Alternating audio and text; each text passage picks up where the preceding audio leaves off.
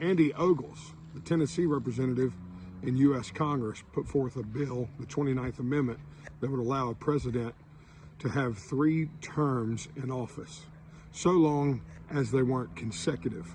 So, like in the case of Donald Trump, where he had 1 term, and then, of course, he didn't have a consecutive second term, but then in 2024, he won a second term that would allow him to run again for a 3rd term. And Speaker of the House, Mike Johnson, said this is a long shot. It is not something he supports. The 22nd Amendment, which limits a president to only 2 terms, was ratified in February 27th of 1951. And it was after the 4-term presidency of Franklin Delano Roosevelt. So after he served those 4 terms, then there was a consensus among congressional leaders that we needed term limits on a president.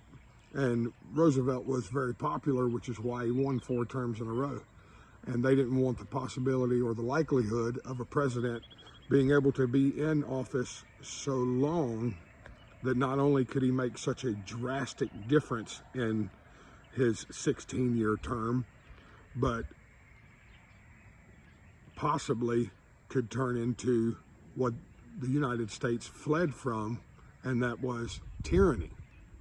And so they didn't want a president to become a king.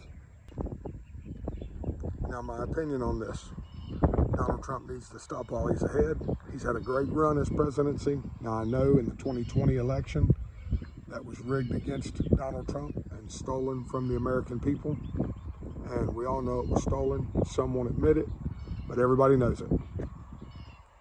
And Donald Trump was, of course, the presidential candidate that put forth the idea of term limits on senators and congressional leaders. So we don't want to be hypocritical and say, well, term limits for them, but not for the president. I think he's done a great job. I believe 100% that God sent him for that time in that position. But I'm still pushing for congressional and Senate term limits. And I'm not going to promote the idea of the president having a 3rd term when I believe that even our senators and our Congress people should not be allowed to have 3 terms. What we don't want in the United States of America is career politicians. That's what they make their career out of, is being a politician. And a lot of these politicians never write policy. Many of these politicians never even are part of a joint effort to have a bill passed. They're either a yes or a no vote. They do absolutely nothing. They sit up there and make $170,000 a year on taxpayer dollars and do absolutely nothing, and except block the other side. That is their career, is to block the other side for 20 and 30 years. And so we need to do away with this. Do you agree or disagree with term limits? Let me know down in the comments. Like, share, and subscribe.